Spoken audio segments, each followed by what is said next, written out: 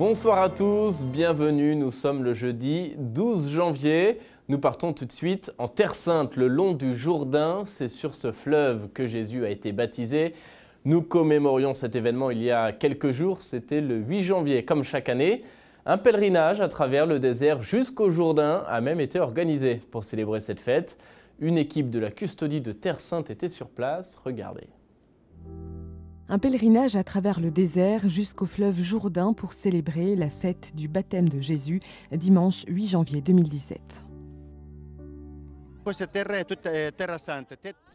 terre est une terre sainte pour tous, pas seulement pour les chrétiens, mais aussi pour les musulmans, les juifs et les autres. C'est une grâce pour tous ces gens venus de Jérusalem, Bethléem, Nazareth, Ramleh et du monde entier pour participer à la célébration. L'image est éloquente. Cette foule nombreuse avec le custode de Terre Sainte, le père Francesco Patton, le vicaire de la custodie, Dobromir Jastal, et le curé de Jéricho, Mario Acchetti, continue à remplir la mission confiée à l'ordre franciscain il y a 8 siècles, être gardien des lieux saints. En célébrant la messe dans le lieu du baptême de Jésus, les frères maintiennent le lien entre les chrétiens locaux et les pèlerins du monde avec ce site important. Après la prière récitée sur les rives du Jourdain et la bénédiction de l'eau, une messe a été célébrée par le père Francesco Patton. L'Évangile selon saint Matthieu raconte l'épisode où Jésus demande à Jean-Baptiste de le baptiser. Alors les cieux s'ouvrirent et la voix du Père se fit entendre. « Celui-ci est mon Fils bien-aimé, écoutez-le ».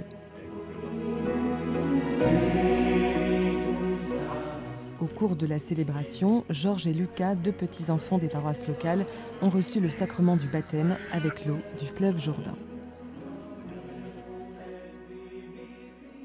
Après Noël, c'est la fête où Dieu nous donne son Fils, ici dans ces eaux. Ici, le Seigneur se présenta devant nous comme le Fils de Dieu au début de sa vie publique. Célébrer ainsi cette fête en ce lieu est également un rappel de notre baptême, parce que nous aussi devons annoncer le Christ. Si la célébration est importante pour les pèlerins et les étrangers vivant en Terre Sainte, elle l'est également pour les chrétiens locaux.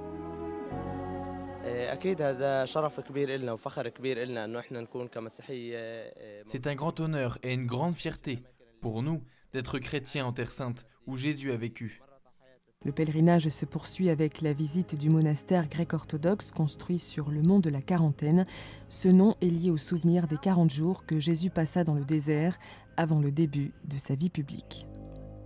Retour à présent dans les bureaux de Sel et Lumière. Notre studio a déménagé, vous le savez, c'était juste avant Noël. Eh bien, quelques semaines plus tard, ce mercredi, nous recevions dans nos locaux le président de la Conférence des évêques du Canada, Monseigneur Douglas Crosby, accompagné du secrétaire général de la CECC, Monseigneur Franck Léo. Après la messe dans la chapelle, Monseigneur Crosby a béni les bureaux. Nous avons capturé pour vous quelques images. Regardez. Well, it's a pleasure to be here. I can't imagine how many television production studios would have a chapel, but this is a wonderful place and an important part of the whole studio.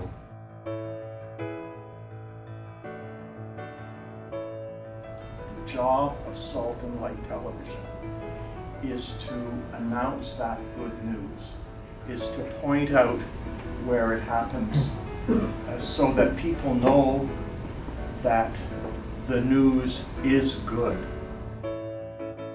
Lord God, I ask you to bless the headquarters of Salt and Light Television, all who work here and all who will visit this place.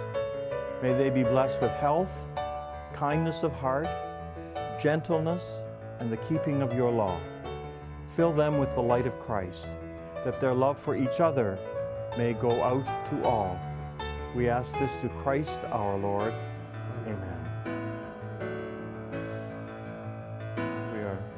Congratulations. Voilà, c'est ainsi que s'achève cette émission. Merci d'avoir été avec nous. Je vous souhaite une agréable soirée. À bientôt.